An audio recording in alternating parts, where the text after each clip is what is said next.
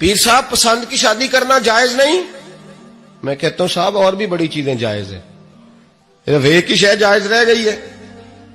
رسول پاک صلی اللہ علیہ وسلم سوائے اللہ کے کسی کے پابند نہیں، کسی کے پابند نہیں۔ پر جناب سیدہ خدیجہ الکبریٰ رضی اللہ تعالی عنہ نے پیغام نکاح دیا، یا رسول اللہ میں شادی کرنا چاہتی ہوں، حضور کسی کے پابند نہیں۔ پر میرے محبوب نے فرمایا میرا چچا میرے والد کی جگہ ہے، میں اپنے چاچا سے پوچھ کے تمہیں جواب دوں گا۔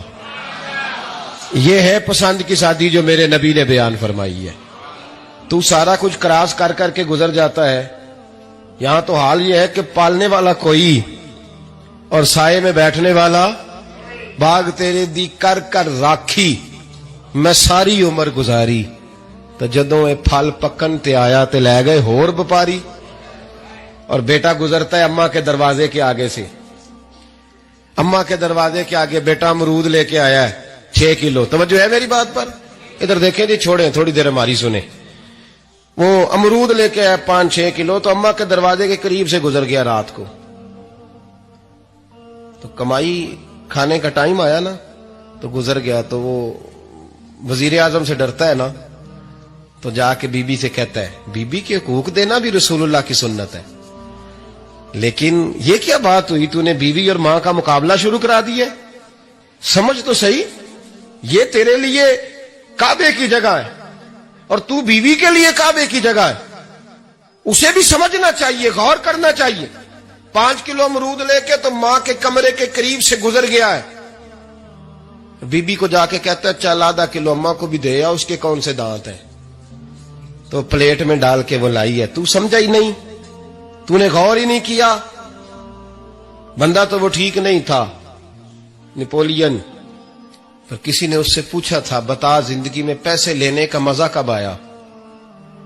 اس نے کہا کہ مجھے مزہ تب آتا تھا کہ میں اپنی ساری کمائی لا کے اپنی اماں کے ہاتھ پہ رکھتا تھا، اور پھر جب میں اپنی ماں سے تھوڑا تھوڑا خرچہ لیتا تھا نا، تھوڑا تھوڑا، توجہ ہے میری بات پہ؟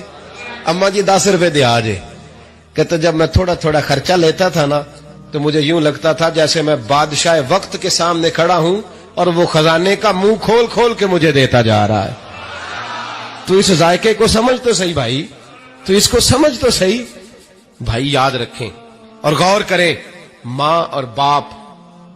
اور پھر یہ بھی سن لیں، نبی پاک صلی اللہ تعالی علیہ وآلہ وسلم نے ماں باپ کے لیے فرمایا ہما جنتک و نارک، یہی تیری جنت ہے اور یہی تیرے لیے جہنم ہے۔